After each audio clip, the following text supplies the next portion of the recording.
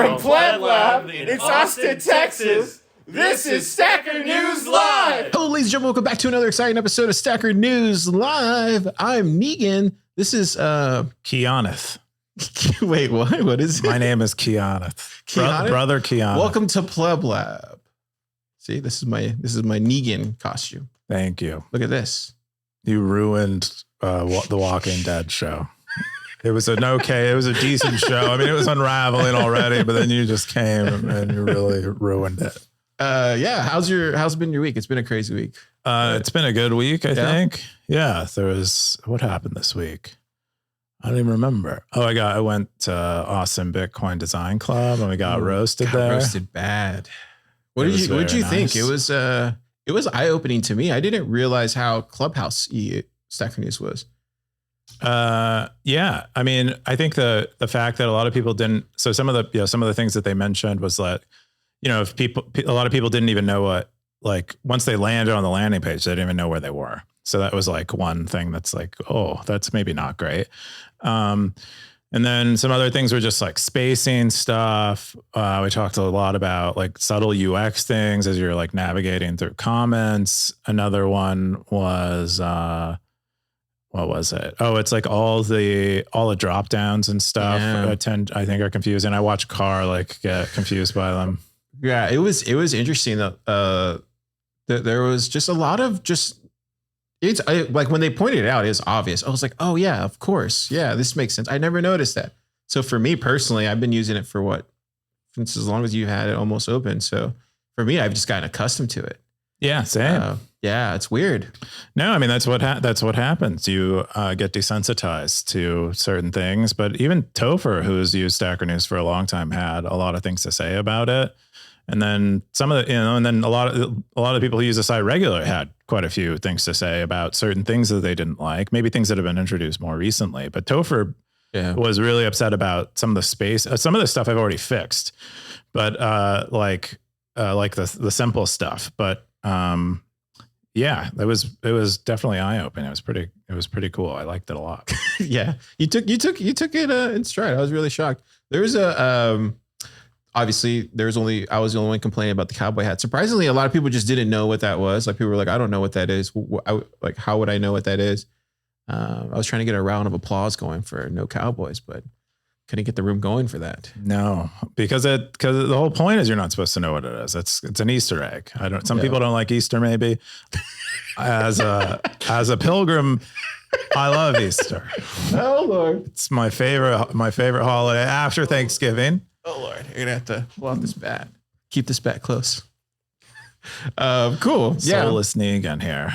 If it's your first time listening to Stacker News or watching Stacker News, we cover the top 5 stories in Bitcoin every week. And yeah, it's voted by the Stackers. Stackers is a pretty cool website. Check it out. Get free sats. Well, it's not the top stories in Bitcoin. It's top stories on Stacker News. I don't know. There might be more. That's what I meant. I was playing with my headphones. Cool. Let's jump into the top 5 stories of the week on Stacker News. Yeah. The first top story is a perfect visualization of how absurd KYC AML is. This is from Bird Eye 21, October 22nd. Bitcoin posts 36 comments, 7,487 sats. What is this, Cam? Yeah, this is pretty. I mean, so I had no idea how absurdly inefficient or ineffective AML and KYC regulations are. But this graph, as Bird Eye calls it, is a perfect visualization of it, where on the left-hand side, you have the costs that are associated with complying with AML and KYC. And that's like paid for by the economy, by the market. And then on the right, you have what the government actually confiscates. So it just shows like the impact of... Dude, I've never done a round of applause for a post before, but like, this is exactly why we Bitcoin, dude. Look at this, man. Yeah, it's crazy. He actually links to a really great Substack article that breaks all of this down and explains where all the stats come from and like, the history to some extent of them.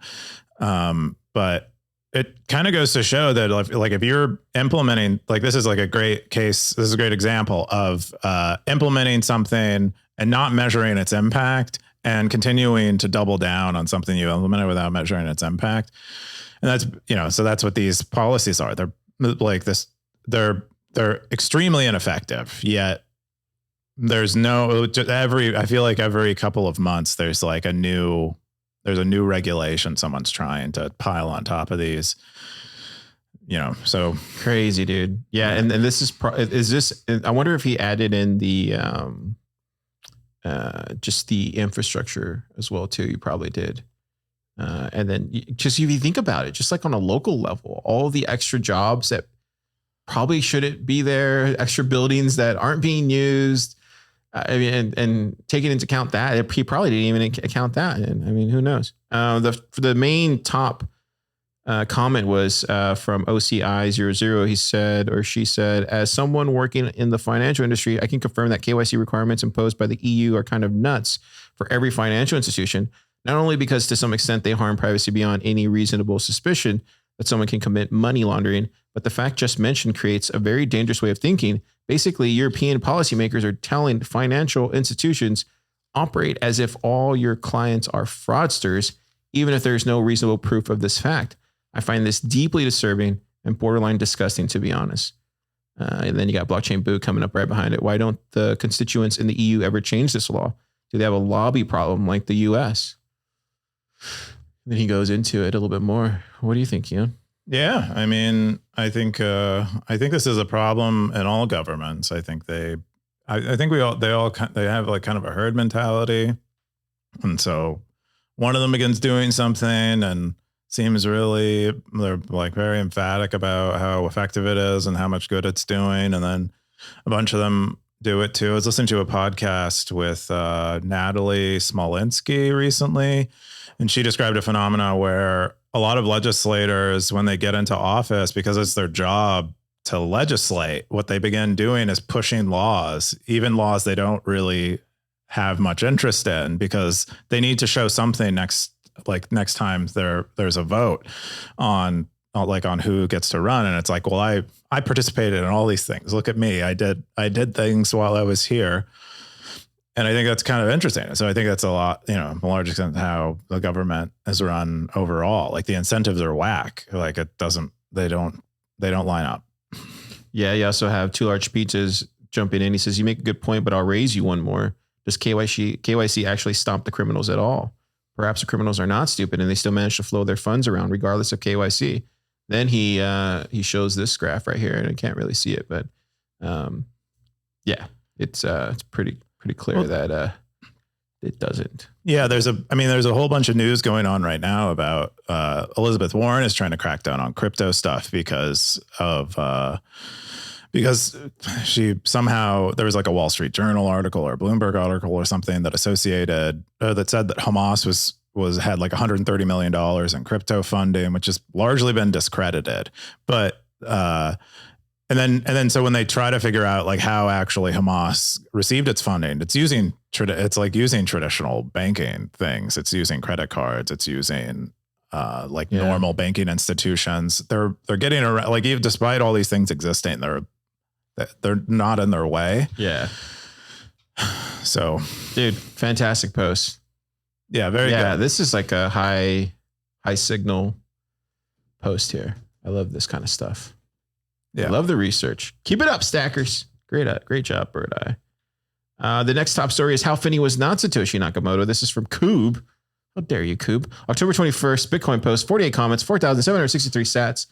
What is this? Well, I didn't write this. This was Lop who shared this, and okay. Yeah, a lot of people have that response to it. Like, what is he doing? We shouldn't mention Satoshi's name except to anonymize him further.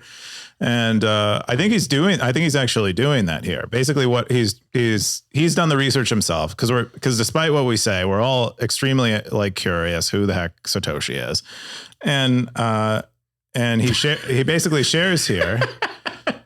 He basically shares here that the evidence that he's gathered that proves that it's not Hal.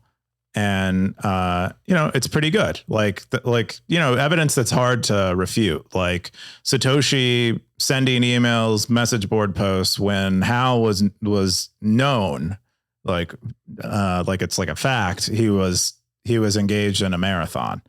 And then a bunch of other types of evidence. And, so stop thinking it's Hal if you think it's Hal. If you need to think it's Hal to keep Satoshi anonymous, then maybe you're misplacing your wishes a little bit. They actually like would put this stuff out there. Oh, because he used to be a runner, right? Yeah, I think that like a lot of runners have interest in like tracking their runs and stuff. They would show this. Oh, this is still up on Weebly. Oh, I guess it's changed. I guess they've updated More recent stuff. Interesting. Yeah. crazy If you know that these they, runners, they love like tracking. And Oh, look, like, it has all the old runs here.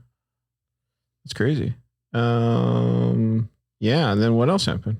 Yeah, I mean that's basically it. His conclusion is that Hal wasn't Satoshi, and he shares all the evidence that he has to that effect. And so the mystery will continue hopefully forever. What do the stackers say? Siggy47 says it just occurred to me that Stacker News and Satoshi Nakamoto have the same initials. Coincidence?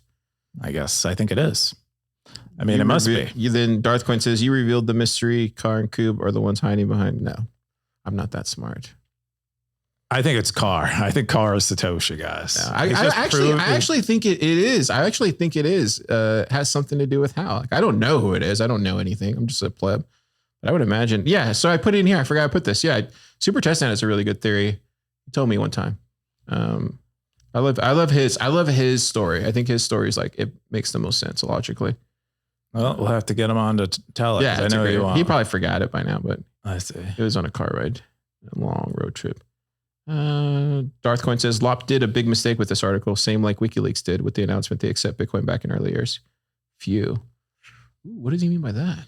I don't know. I think he's just he's maybe criticizing Lop, bringing attention to who Satoshi is again.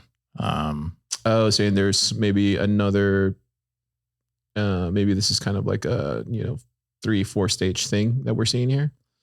No, I don't think so necessarily. I think he's just like, WikiLeaks attracted a bunch of attention, like brought a bunch of attention to Bitcoin. Yeah, I remember that. Yeah. And Satoshi back when they announced Bitcoin stuff. And I suspect that's what he's saying. It's like Lop shouldn't, like, asking this question publicly is just going to cause more people to do more research and try to figure it out, which maybe is not something. I see. Yeah, that makes sense. Yeah, Darth, let us know what you think.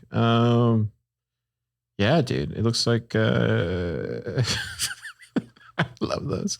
Yeah, I got Quark. He says, how use tabs while Satoshi used spaces. This is a massive, never-ending debate between developers. And then he goes, I am convinced now. What do you use? I use tabs. Sorry, Satoshi. Yeah, that's cool. Interesting post. I saw it the other, when I was just like, yeah, I kind of fall in the Darth camp. I think it's best not to talk about it. I don't. We're all curious though. We all want to know. So there's definitely somebody that knows. Come on. You don't think there's anybody that knows if he's still alive? I mean, there's definitely somebody in the Bitcoin space that knows. I haven't found that person that's willing to, tell me. But no, I mean, no one who knows would actually say. What a legend, though. Even with all this, he's still a legend. No, I think so. In the article, Lop links to a tweet he made, I think, a few years ago, where it's like, what would Hal Finney do? Is like a mantra he likes to live by, where Hal Finney jumped on immediately and he began using Bitcoin immediately and was optimistic about it, despite, if you read the original release mailing list thread, it's terrible. Like the way people immediately neg Bitcoin without doing any actual investigation, without actually understanding it. And Hal instead shows up and is like, this is interesting, asks thoughtful questions, begins to really use it. And so that, I think, Hal, for a number of reasons, Hal is worth revering. Yeah. Also, he's in the cryo, so he'll probably tell us himself. Yeah, he'll come back someday, and when the Earth is colder. That's what I want to believe. The next top story is maybe all you need is to ask, do you accept Bitcoin? This is from Natalia, October 24th. Bitcoin post, 71 comments, 6,058 sats. Oh my God. Keyan, what do you think about this, Pilgrim? I think it's a really Keyaneth to you, brother. Keyaneth to you. But I think it's. Are you gonna wear this to the Friendsgiving that we do every year? I could. This is one of the benefits of this costume. It doubles up, so I can reuse. I should also mention. I don't mean to stop. I should also mention the reason we're dressed up is because we're throwing a Halloween party. Well, it's also Halloween. They get it. It's okay. So just so the stackers know at home. Okay, go for it, Keyan. I mean, to be fair, Car isn't dressed up. So I've just amped up the asshole. That's all. Amped up the ass. Yeah. So this is a post about Natalia orange pilling a restaurant owner, kind of describing what ended up working. And so that other people can maybe use it if they're interested. In her case, she's in Turkey right now. She's written before about being nomadic. Yeah, I remember that. Yeah, but she's in Turkey right now, and so they were a little more. She mentions they're a little easier to orange pill than someone in the States might be or somewhere else. But she ended up getting them on Bitcoin. She said she started with Blue Wallet and realized that like the backing up the seed phrase and stuff might have been like a little too much friction. And then she went and had him download a custodial Lightning wallet because that's probably the easiest way. Oh, this is cool To get him on. You haven't seen BTC Map yet? No, this is nice. Wow. They've come a long way. They released on Stacker News, I feel like 6 months into Stacker News' existence. And it's just gotten better and better. It used to look like a real janky kind of thing, but a lot of people are using it now. Cool. We got the top comment from Darthquay. Says, "Be the change you don't." Oh, no, he says he's quoting the post. "Be the change you don't need to wait for the whole world to start accepting BTC." And then he said this. Then he said in the post said, "Keep it simple. Overwhelming is not a good way to start." He says, "Yes, will be many jumping in to say that using custodial accounts is bad, blah blah blah. But for total noobs, is more than enough. If you teach them that it's just the first step, and then they need to learn more about custody, it's just fine." And he mentions Blink. He says consider offering Blink as a first wallet instead, because it's mid-bed Galoy, and at least it's open source. And Galoy has like public figures, and most of us it's kind of a mystery what's going on with Wallet of Satoshi. Although some of us know a little more. Yeah, detail. we know. Yeah, but no one's done he's not very public, and it's all closed source. Everybody knows. It's just no one talks about it publicly.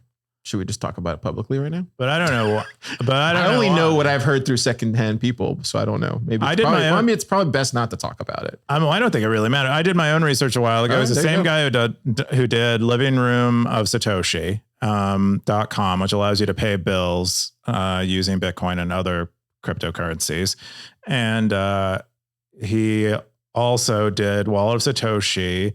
And they're based in Australia. He's an Australia founder. You can go back and find interviews with him from I think 2017. But he's been like not really public. It seems like for a while. I heard some other stories, but I didn't hear any other stories. Why not share them? Because it's none of my business. I don't know if they're true or not. I can't verify. Oh, I see. But all the stuff you said, that sounds accurate. Okay. But anyways, I would say we went to, where do we go here? We went on the drag the other day on Guadalupe. It was just me and Nick, and we were at this Vietnamese restaurant.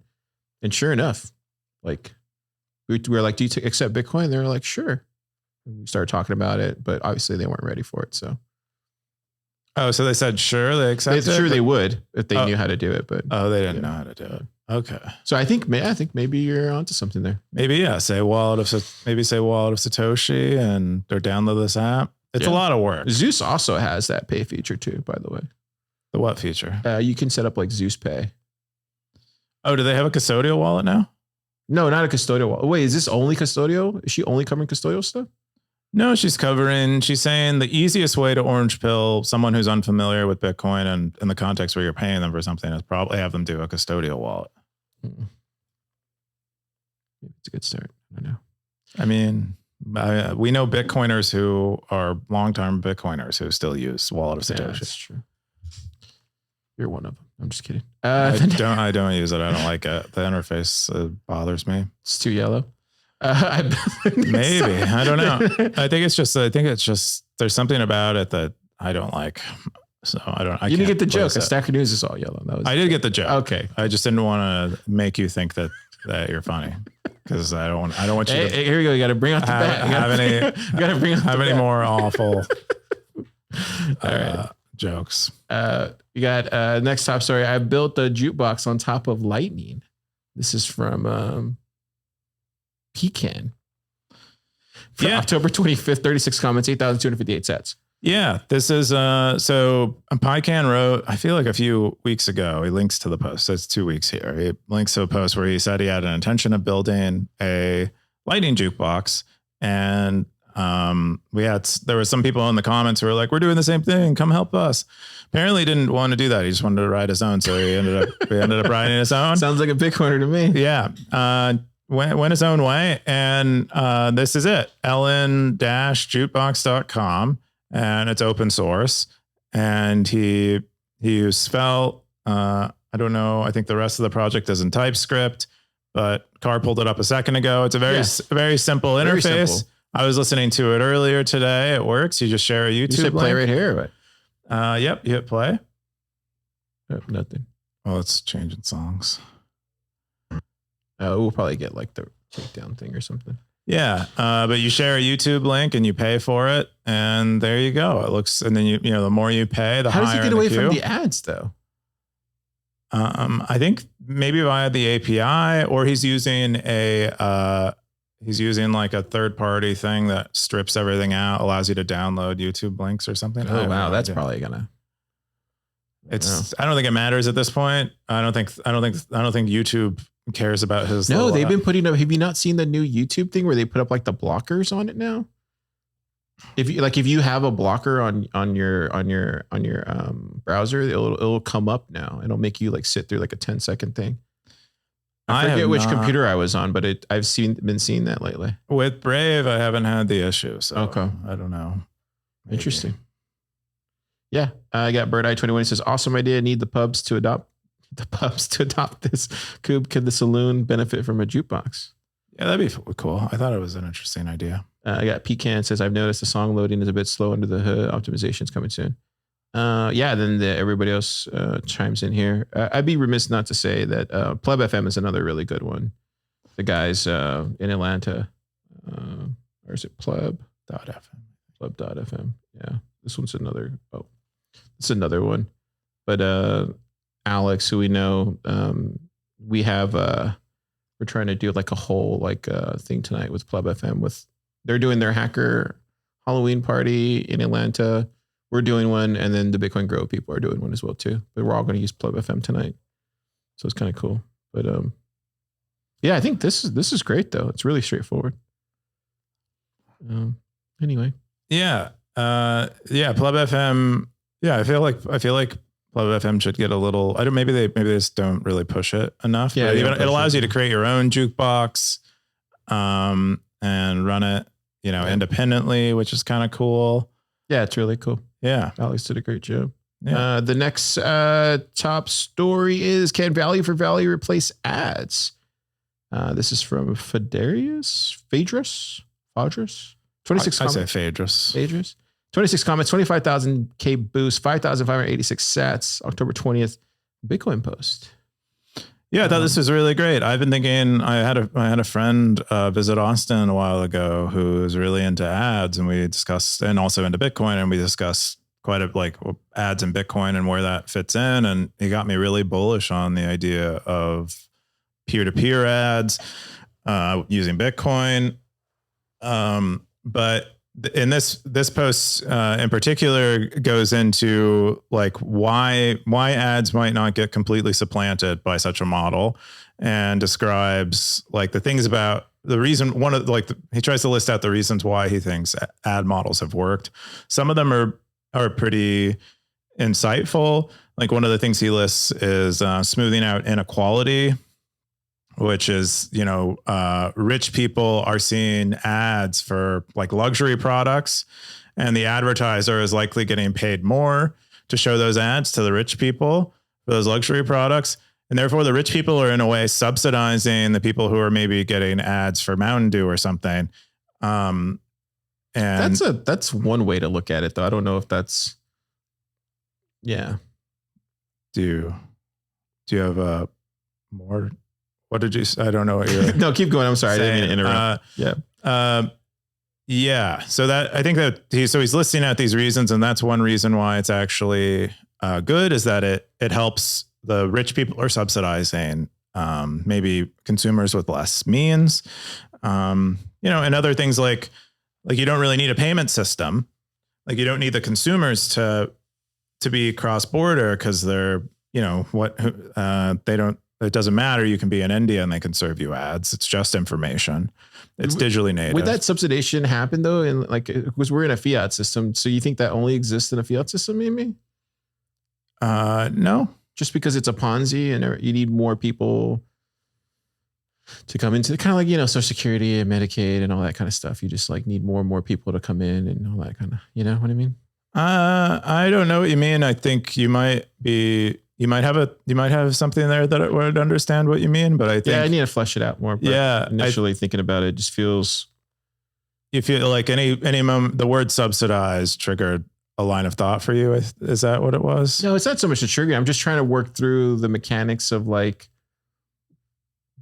how that would work in a Bitcoin standard. And maybe that's what we're seeing is because it's a fiat standard. Maybe we're looking at it. Maybe we're looking at marketing through the lens, or I'm sorry, not marketing, through ads through the lens of a fiat. I don't think the medium of exchange matters much in this particular case, because I think this still will exist in businesses where wealthy people are expected to pay more. Like people, like we have progressive taxes where wealthy people pay a larger percentage of their income. I think it's just something that kind of naturally emerges. You try to take money from where it is, and rather than take it from all places equally. Great post though. Great post. It's getting me thinking about it. This is the top one from Anon. Pretty good observations on why ads are used so many. This one I didn't realize. Smooths out inequality. Different consumers pays different price. Yeah. So basically what you said. Elvis Mercury, he said, no, it's one business model among many possible. What is reasonable to expect is that an internet that has usable money integrated deeply into all of the non-ad models. And David W. came in and says, the question, my two sets are ads will exist, but their influence will be much less in the future. If people have less disposable income to spend, the ads will become prohibitively expensive. And then he goes through all of these scenarios where basically ads don't exist.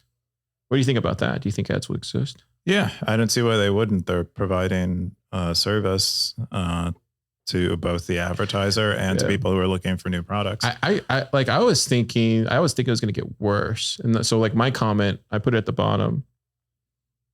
No one probably commented on it, but I don't see it there. Oh yeah. I said, here it goes right here. Alternative take. I think ads come in all shapes, sizes, format. I suspect in the future ads and their presence will be so pervasive that each of us could just be a walking advertisement. That's what I really think is going to happen. Kind of like the whole, you kind of see it in Fight Club. They talk about it in Fight Club very briefly, but, and then the ads will start entering nature. So we'll just start seeing them in random walks. I think I can see that happening. We're already kind of doing it, just not doing it, but yeah. I don't know. I think we're all pretty tired of ads, but maybe not. Maybe people want more ads. I get the sense that, if I'm going to project myself onto people, I'm kind of fed up with them. And, but I don't know what everyone feels about them. Maybe you see products like a lot of the streaming services now, like the video streaming services, they have ads in them. They have ads, even though you pay. Yeah. Even though you pay, you still have ads. They have tiers that you pay $2 less, and then you're subject to I don't know, for every hour of content, you watch a couple of minutes of ads. And it was always going to head that way. They used to talk about that. In the early days, it was called IPTV or whatever. It was a whole thing in the 2000s. They kept trying to push. And then everybody was saying, well, what happens if we just end up towards the same thing, just not controlled by the Time Warners and all those type of people, the Comcast and stuff. And turns out it's exactly what we got. It's the same thing. Subscribe to all these different channels individually. Now they're like in buckets and you get ads again. So it's literally like cable television, just different. Yeah. Have you heard that? I mean, there's like a blog post on this called, I think, Bundling and Unbundling. Yeah. Yeah. What do you call it? Writes about it a lot. Stratechery writes about it. Yeah. I think it might have, I think it might even be his idea, but yeah, totally. Yeah. But he called that early, dude. He actually called that early. I remember. Yeah. Where I heard it from. Yeah. I think it was his idea. I think it was, cause like cable is like bundled up television channels from a bunch of networks. And then you have like this unbundling of us buying them all in. Like MGM is like one of the later ones to recently release a streaming service. And it's like, they're all going to do it. And how annoying is that? It's cause it like you're leaving it on you might as well. Like it's so easy to deploy one of these like over the top kind of solutions now. So you're just leaving fiat on the table. I would imagine that's how they're probably looking at it. This goes back to why I think ads are going to be more prominent, just because there's going to be too many options. And I actually think at some point you're already kind of seeing it in Vegas, right? Like where everything is an ad in Vegas. And I can see a world where that just exists in every major city. And then just the type of advertising is just getting more crazy. Like you saw that thing, the dome thing that they made over there. I did see it. So it's just kind of stuff like that. And I think eventually at some point we're already kind of doing the whole Uber thing, but what happens when like Uber goes away, and it's just all self automated stuff. And then those Uber drivers, maybe they're just like Uber walking and they literally just walk around with the advertisement, carrying an advertisement. I don't know. We've seen it in South by. So like in South by, they got hit because they were hiring homeless people to be an ad. So seen it before. That's good. They're putting them to work. I actually met a founder in Austin one time who was interested in rebundling subscription services as a product. I thought that was really, really interesting. I tried to get him to come to a Bitcoin meetup, but he like left after like 5 minutes. Yeah. Good post. This was good. This is the final top story, right? No, this is yours. This is now we went through all the top 5 stories and now we're going into our personal top stories that weren't in the top stories. This is Keyan's post. What if price matters a lot from Heineck, October 26, 30 comments, 3,753 cents. Yeah. I don't know. I thought this was interesting because you hear this a lot. Like if you say, oh, shut up about price already, then other people are like, dude, price matters. Duh. Like brings people's attention to Bitcoin. If its value isn't going up, it's, what is it doing for people? And so that's true. And this post kind of explores it a little bit, and that, even if you're more technologically focused and more interested in Bitcoin, the technology, and having digitally native money, that ultimately, everyone's still sort of, Bitcoin success is still dependent on the price. And, especially as a savings vehicle, it's dependent on price. If its value is not going up in fiat terms, then it's not really serving its purpose. And, and further, it brings new people in, and people who aren't technological, they're really going to, they're mostly interested in the price going up and getting rich from Bitcoin, and not so much interested in like, oh, this is cool. It doesn't have as much trust as my previous thing. They're not even thinking about trust. They trust with no discretion at all. So I think it does matter. Price does matter. Talking about it is, even as much as talking about it is lame to other Bitcoiners, I think too, which Car was trying to do. Like literally this week. That's funny you bring that. Dude, like literally this week, I was shocked. I was shocked the price went up so much. And then I came on Monday and I was like, Keyan, do you see the price? And you just like immediately like, no, stop talking about the price. And then like the next couple like minutes later, somebody else like, hey, did you see the price? Like ran out. Like, what the hell? And you're like, stop talking about it. And you just like went into your office and like shut the door. And then like the next day I was like, dude, do you see the price? And you're like, stop talking about it. No, this is all the same day. No one was there the time I shut my door on you. I told you to stop talking about price, and you. It was Monday? Oh yeah, Monday was Monday morning. No, I wasn't here Monday. Tuesday. Yeah, Tuesday was probably it. But you came in and all you wanted to talk about price. I was shocked. I was utterly shocked. Yeah, but you were so shocked that even when I told you I didn't want to talk about price, you still want to talk about price. I didn't know you already had been through the whole ringer of talking about price. That's why I was like, I wasn't talking about price with anyone. I wanted to continue not talking about price, but price matters. But price matters. But price matters. But I don't want to talk about it. Did you? What day was October 26th? Why does it matter? Oh, that was yesterday. So you saw this post yesterday. So I love that you're ending the week talking about price. I'm talking about why price matters, not like, oh, it moved up $5,000. Why do you think According it was? to Space Holler, price doesn't matter. Here's what I think it was. Does. If 1BT buys me a car today, then less 10 years. But yeah, everybody gets it, man. I think, yeah, dude, I think price does matter. I mean, we saw it this week. Like at ABDC, there was a couple new people never seen before. And then we had open co-working day. I don't think I've seen them before, but I've seen them around the community. But they wanted to come in and we were talking about price because I think a lot of us were just kind of shocked. Yeah, that's a great point. But good or bad though, Keyan. Like when price goes down, I don't know if you remember when we used to do that, like 5 o'clock thing here. But when we used to do that, when the FTX thing happened, we had so many people come in. It was like a big kumbaya because everybody wanted to talk about the price and about how it's crashing when that bear market started. Yeah, I think it's just probably like the most boring aspect. I don't mind like, oh, like the price matters and like this kind of talk on why the price matters is kind of interesting. But what I don't like is when people want to talk about the price and then they have their own theory as to why the price went up or down. And then they beat me. They beat my ears. They beat my ears with their own theory as to like, it's BlackRock, it's the ETF, it's the FTX. And it's like, I don't care. I just don't, you don't actually know. No one knows. So shut the fuck up. For the record, stackers, I never talk about theories about that kind of stuff. Okay. I do like hearing them though. I do love hearing them. I mean, who actually really knows? Maybe the Satoshi roundtable people? I mean, who knows? No one knows. It's the person who made the price go up, if it's, the group, if it's someone buying up like a lot. Telegram group, Telegram whale group or something. Who knows? Yeah, good talk. My top story of the week was the ZEUS V0.80 open beta is here. This is from rsync25 Bitcoin, 7 comments, 3,000. Dude, this is amazing.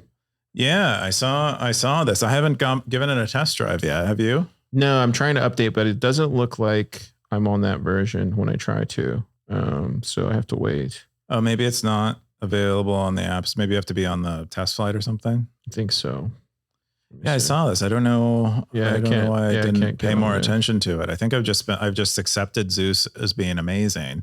Yeah, and so it's like, why do they need another, like a beta of what? One of the cool things I wanted to bring it there up because, I don't have it. Anyways, I'll figure it out. The main one I was looking at was a Zaplocker thing. So Super actually made Zaplocker like back in, dude, what was it? 2 months ago, 3 months ago? Yeah, it was very recent actually. And so he was telling me the last time I saw him, like literally the last conversation we had was about this, about Evan implementing this, and he was helping him and, and all that kind of stuff. And I remember thinking, I was like, oh man, that's going to be so cool. Like you're going to be able to do all these things. So I just want to shout out that, cause I thought like, Evan taking a chance on something that's like, not really, still, Super's trying to build all this stuff all the time. And for him to take a chance on something like that, I thought was really cool. So yeah, I don't know to what extent he used Zaplocker or just the idea, but, yeah, he says ZEUS Pay leverages user-generated pre-image hashes, huddle voices, and the Zaplocker Nostr. I see. So he uses like the protocol created to allow users who may not be online 24/7. So it's cool to see that implementation. I love it. There's more there if you want to check it out for Super. I thought that was really cool. It just keeps getting better, dude. The wallets are just getting better now. It's kind of cool, man. It's really cool. I mean, I have like 3 really good wallets now. Like really great wallets, like Phoenix, Mutiny, and now ZEUS, right? Like, and it's all like this. They're all like right here, and they're just like leveling up each other. Yeah, there's a lot of competition in wallets. I mean, they still have a long way to go. I still can't get getting someone, getting that restaurant owner to download one of those wallets is probably not there yet. But I think it will. I think this is what it takes. It takes a lot of people working on it. A lot of people coming up with cool stuff. There was also some commentary on Twitter from Matt Corallo on ZEUS's use of hold invoices because it kind of freezes up liquidity on the Lightning Network, which depending on the payment size might be a really inefficient use of the capital in a channel. And so Matt Corallo was like, don't use this wallet because it has this hold invoice feature. And it's holding up liquidity for 24 hours. I think, but it's not, as we all know with protocol stuff, that's really not a solution to the problem, is to tell people not to do something. It should be at the we should all be able to set on our nodes, hey, I don't support hold invoices. But that isn't really present yet, unfortunately. Yeah. Whole ZEUS team's killing it. Evan's killing it. I want to check out, there's a Citadel Dispatch podcast that Evan went on recently this week. I need to listen to it this weekend at some point, but I want to listen to that. Heard some good stuff about it already. Cool.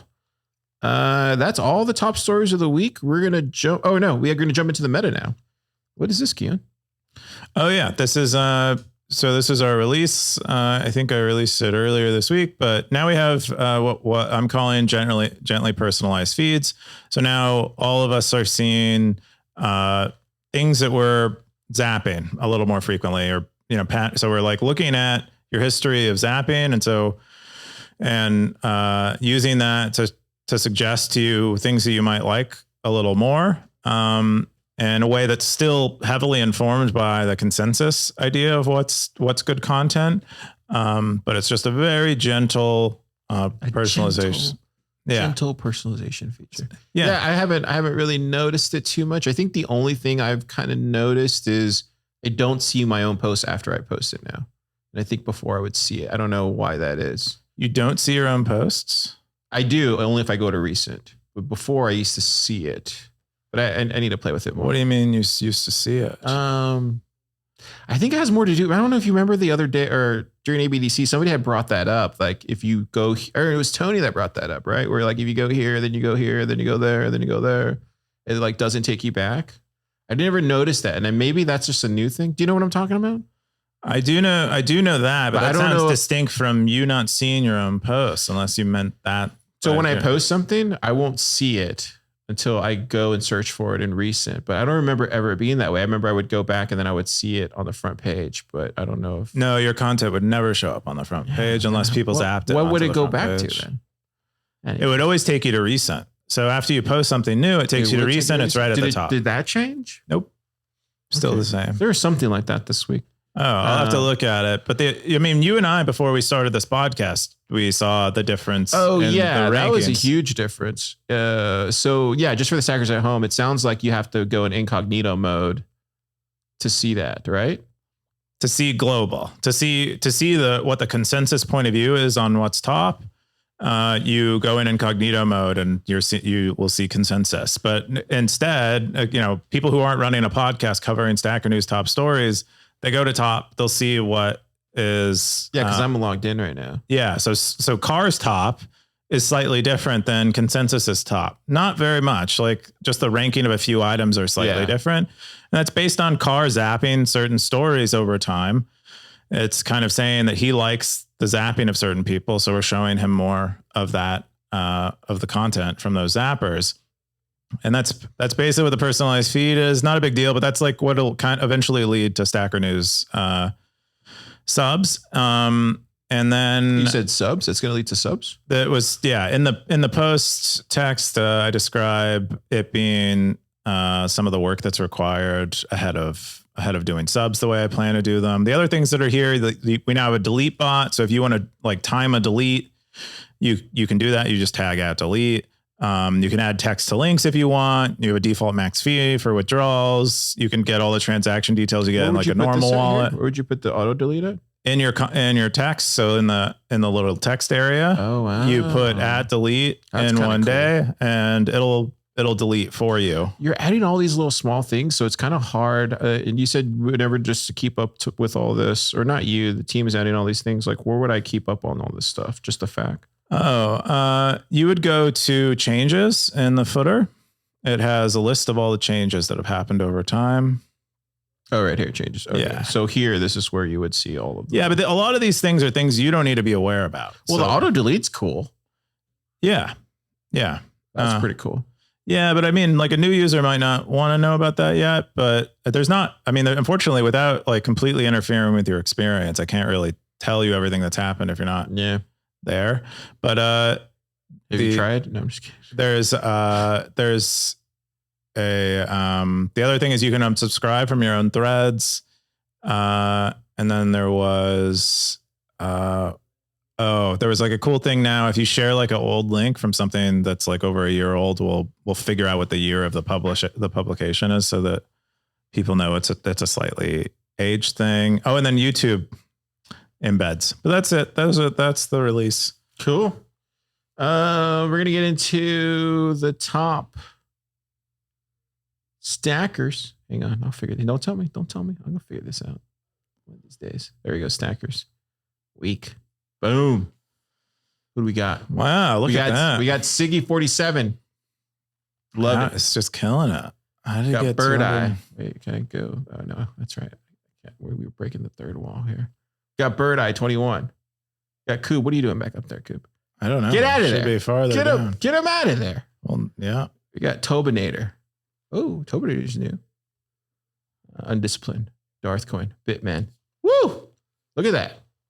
Yeah. Michelson Morley, ZEUS, 2 Girls, 1 Cup. Tip had a release. That's right. Her video. Yeah, I'm surprised that was on the top for a while. Stackerson voted in for top 5. Yeah, maybe we should have shared that. Maybe that should have been my top 5. I was looking for one. Cool. And then we get into the most boring segment in Bitcoin. I don't know if it's boring so much as it hurts Car's feelings because he can't keep his hat. But yeah, give me a bat instead of a cowboy. So hat. top Cowboys. Siggy's still in the top. Orthworm is second.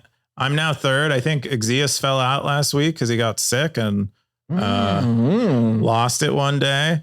Gray Ruby, you should be able to earn it back. Also up there. I mean, you could tell the real ones are who are in this list. I'm rooting for.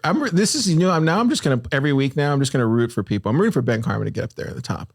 Come on, he's gonna have to unseat Siggy. Come on, Ben. It's highly unlikely. Orthworm, who posts in the daily discussion thread every day, in addition to maintaining his cowboy hat. I'm just gonna start rooting. Okay, I'm gonna place my bets next week. I'm not losing my hat ever. Again, maybe we should. You know what we should do?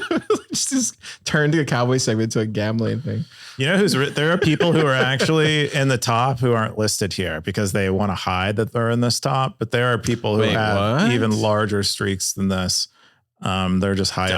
You just doxed all of them. They're just hiding themselves from the top. I wonder who it is. Is it somebody I know? I can't say. I can see Rook. They don't want I can see Rook be on there. Maybe he is. I don't know. You'd have to go look. You'd have to do your own sleuthing. I can see Nout too. But it's a subtle move. They don't even some OG stackers. You're competing with them and you don't even know it. That's the best. See, this is where it best falls form of competition. It's okay. It's all good. We got a comment from hang on, let me see here. Blockchain Book from last week's episode. He said, Car, tell us about Pleb Book. What does it aim to do? This is from Blockchain Book. And then I wrote a long post inside of there. A lot of people like that long post in Fountain. Oh, you mean like all the, you put the... Because you can reply back in the comments. Oh, cool. Yeah, that was a question from there. And then we got, got the Halloween party tonight. Keyan, what are you looking forward to? I'm ready to rage, dude. Are you?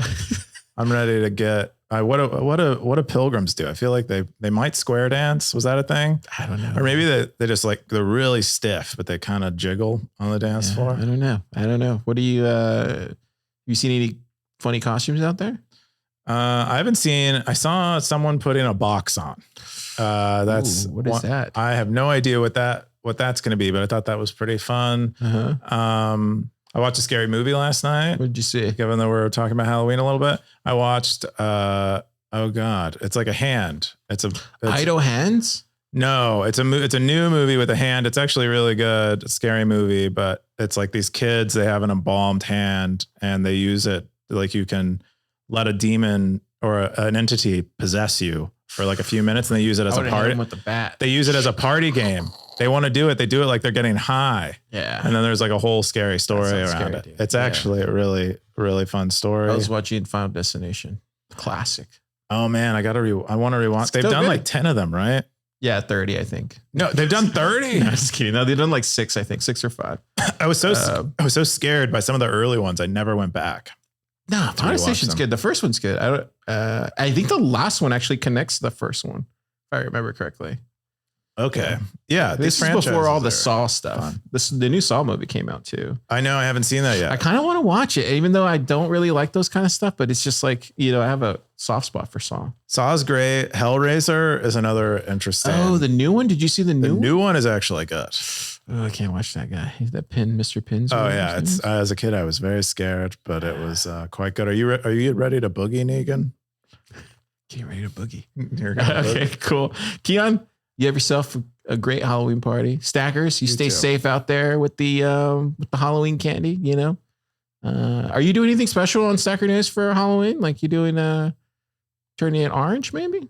Doing something like that? We'll see. Oh, maybe you dress up as Reddit for Halloween. Oh, that's actually really funny. Maybe Stacker News dresses up as Reddit for Halloween. That'd be cool. That'd be hilarious. Yeah. The site. Make it happen, Zekias. Let's go.